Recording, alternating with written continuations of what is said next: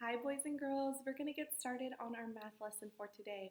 Today we're going to continue working with 3-digit numbers and discuss place value and the meaning behind hundreds, tens, and ones. So there's a few materials that you're going to need for this lesson. The first thing that you're going to need is your number cards from your last lesson, from the entry task. The same number cards will work.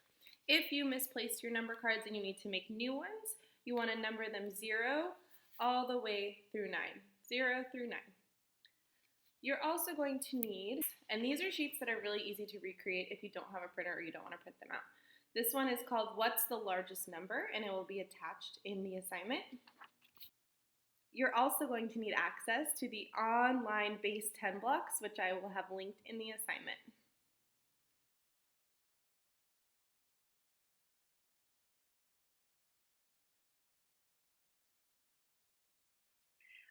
So for the first part of this lesson, you are going to need the What's the Largest Number sheet and access to your online base 10 blocks. So we're going to do a little activity that's kind of similar to the one that we did, in our last math lesson, but there are some changes. So I'm going to teach you how to participate now. So along with your What's the Largest Number sheet, you're also going to want to have your 0 through 9 cards handy. So today, instead of drawing 2 cards, you're going to be drawing 3 cards because we want to see how the largest number that you can make with 3 digits instead of 2 digits. So this process is similar to the entry task, but a little bit different. You're going to be using your online base 10 blocks, and you're going to be drawing cards and recording what you find. So like I said, you're going to draw 3 cards. I'm going to demonstrate this for you now. I'm going to mix them up, make sure that they're shuffled. You're going to draw 3 cards. 1, 2, 3. Okay, I drew a 3, a 7, and a 4. A 3, a 7, and a 4. These are my 3 cards. So you're going to look at your What's the Largest Number sheet. And on here it says cards drawn and largest number. Cards drawn, largest number. So the cards I drew were a 4, a 7, and a 3. So on my sheet, I'm going to write down 4, 7, 3. The next thing that I'm going to do is I'm going to think about the largest number I could make with 4, 7, and 3. So the largest number I could make isn't 473, even though that's the order I drew them in, right?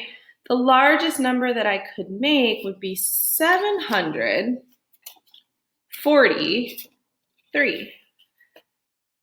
Would it be 734? No, it would be 743, right? This 7 is representing 700, this 4 is representing 40, and this 3 is the 3 ones. So on my sheet where it says largest number, I'm going to write down 743. So the cards drawn is just like the order that you draw them in. You can put a little comma in between each one. The largest number is the biggest number you can make using those cards. So now that I know that my largest number is 743, I'm going to practice making it with my blocks. And I do want you to practice using your blocks to show these numbers, okay? So I'm going to go 100, 200, 300, 400, 500, 600, 700. And then how many tens? I have 4 tens. So 1 rod, 2 for 20, 30, 40. And how many ones do I have? I have 3 ones. 1, 2, 3. This shows me 743. So there are 7 hundreds, 4 tens, and 3 ones. 7 hundreds, 4 tens, and 3 ones. So what's different about the way that you're going to do this time compared to last time is that you don't have to add on each time. You're not keeping track of your total. Instead, you're just going to try it again. You could put these cards back in, or you could put them aside so that you can get different cards. You're going to try it again. You're going to pull 3 more cards and repeat. Here I have a 0, a 9, and a 5. Is the largest number that I could make here 590? 590. What's the largest number that I could make with 5, 9, and 0?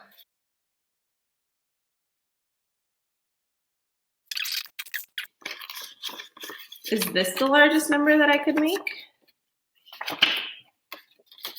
905? I think that's getting closer, but I'm not sure if that's the largest number I could make. What's another number that I could make?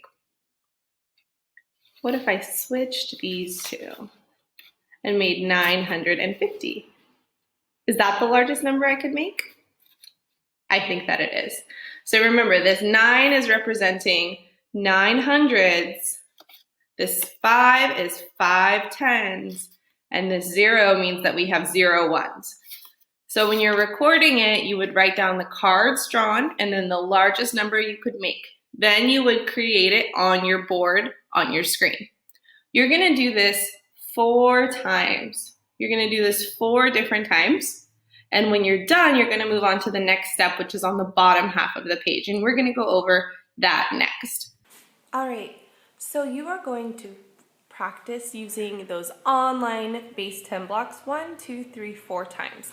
I have 2 examples here just to give you a demonstration of what your paper will look like. So once you have done it 1, 2, 3, 4 times, then you're gonna choose your largest number of the 4. Whatever number of the 4 is the largest is the one that you're gonna do. So between 950 and 743, which number is my largest number?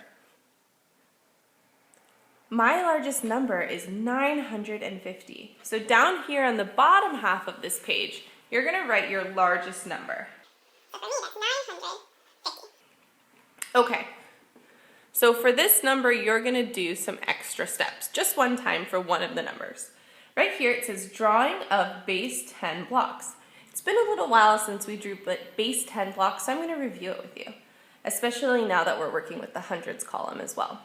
So to show 100, you're gonna draw a big square. So I have 900, so I'm gonna draw 9 of these. 1, 2, 3, 4, 5, 6, 7, 8, 9. Now I need to look at my tens. For my tens, I have how many? I have 5. So I'm going to draw my sticks. Remember, for tens and ones, we use sticks and circles. So my sticks for this would be 1, 2, 3, 4, 5. In this one, I have 0, 1. So I'm not going to draw any dots. I'm not going to draw any dots because my number doesn't have any ones. But if it did, I would draw the dots. So if I was doing this for this number, I would have 1, 2, 3, 4, 5, 6, 7 squares, 4 sticks. and then I would look at this 3 in the ones place, and I would make 3 dots, right? This one, no dots because there's a 0 in the ones place. This one would have 3 dots because there's 3 ones. Okay, the next step is the number in words. And I'm going to attach a little mini anchor chart that you might consider printing out or just looking at while you're working on the task to help with you spelling these words correctly. So, this number in words is 950.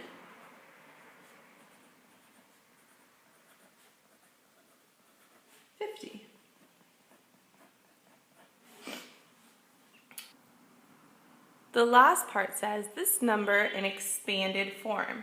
We haven't talked about expanded form in a while, but we did learn about it at the beginning of the year. And expanded form is when you stretch those numbers out to show each part. So 950 would look something like this. 900 all the way written out. Plus, what does this 5 represent? 50.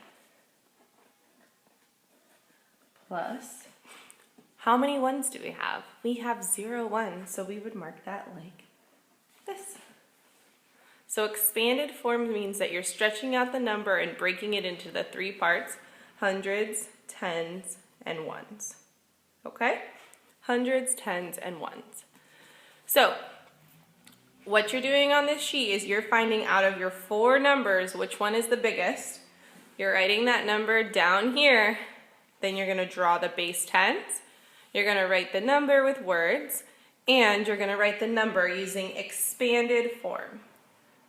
That's your goal for today, to do this part 4 times using the online blocks, and then to choose one number and draw it and write it in these various ways.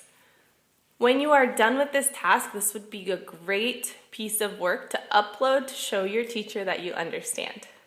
Good luck, boys and girls. Have fun. So to wrap up our lesson today, let's do a little bit of review.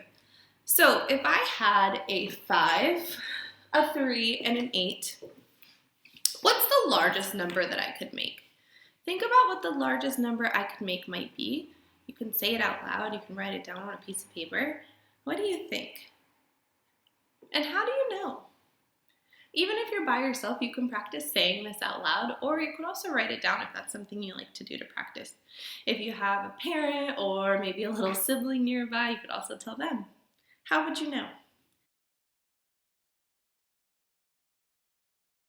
Okay, I'm going to write a couple of numbers up here. All right, let's take a look at these two numbers together. Sorry, there's a little bit of a glare on them. Let's take a look at these two numbers. So, when comparing 538 and 835, that's these two numbers here, 538 and 835. You really only have to pay attention to one number. What do you think that one number that you might need to pay attention to in each of these might be? You really only need to pay attention to those numbers in the hundreds column, right? So when comparing 538 and 835, you only have to look at the hundreds place because you know that 800 is bigger than 500. Think about those blocks. You would have 800 blocks versus 500 blocks. You know that 8 is more. Okay, let's talk about two other numbers though. What about these numbers? Are a little bit trickier. 853 and 835. In this comparison, we have to look at what place. Let's look at the hundreds first. This one has 8 in the hundreds. This one also has 8 in the hundreds. So what do we do next? We have to go over into the tens place. So in the tens place, we've got a 5 and we've got a 3. What is bigger? 50, which is what this 5 represents, or 30, which is what this 3 represents? Which one of those two is bigger? 50 is bigger than 30. So you know that you don't even have to look at the ones column because 50 is bigger than 30. Hi boys and girls, there's a few things that I really want you to remember from this lesson. The first thing is that 3-digit numbers are made up of hundreds, tens, and ones. And the second thing is I want you to remember that the place that those numbers are in is what's important, right? Because if we have an 8 in the hundreds place, that 8 is representing 800.